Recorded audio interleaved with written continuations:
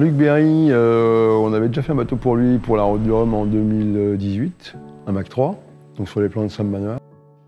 Ce sera le deuxième projet qu'on fait ensemble, avec les mêmes partenaires, etc. Donc la même structure.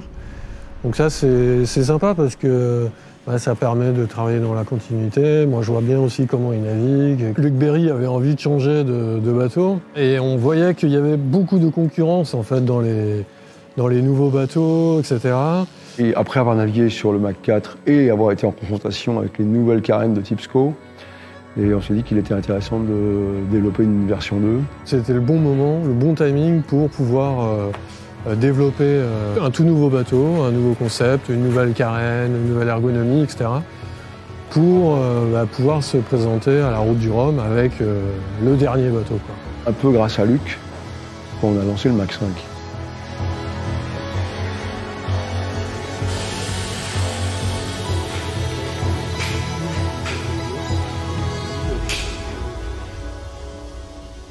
On est parti de la base précédente, qui était un bateau qui a eu beaucoup de succès en course. Ce bateau s'appelle le Mach 4. De rien, le bateau qui a gagné la dernière Jacques Vabre, donc ça reste encore ultra performant.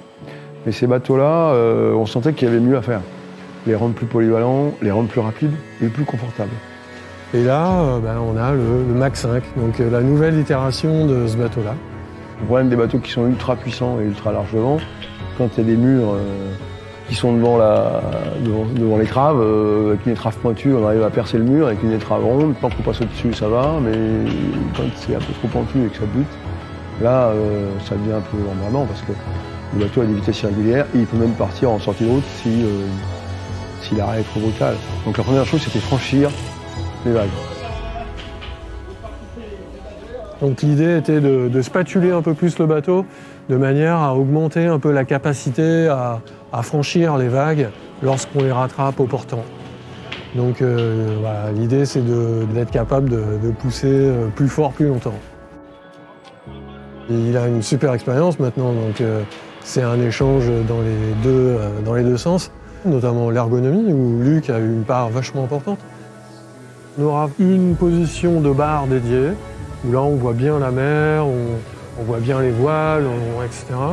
Et une position beaucoup plus protégée, où là on est dans une sorte de cocon, avec une vision sur les voiles, une vision sur l'avant du bateau, avec à proximité les deux winches qui permettent de régler le bateau en permanence, et le pilote, quoi. Donc l'idée c'est d'être efficace dans la durée, et ça c'est fondamental pour les courses en solo.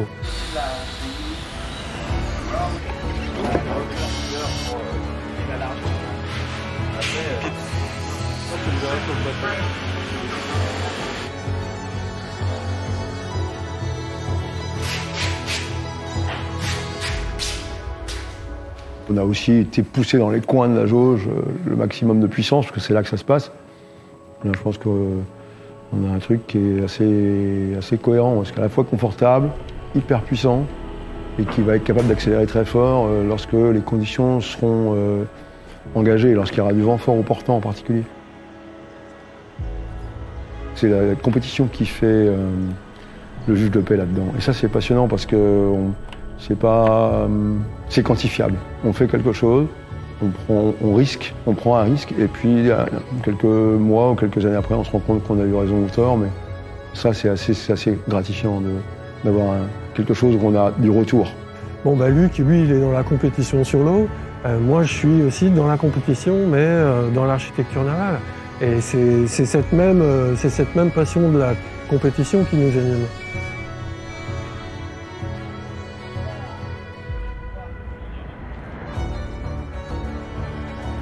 Il est dans le bon timing, c'est le bon pilote, et le bateau me paraît tout à fait réussi. Il faut que Luc transforme l'essai, et il faut que toutes les planètes soient alignées pour qu'on gagne en Route du Rhum. Je lui souhaite de faire une super Route du Rhum.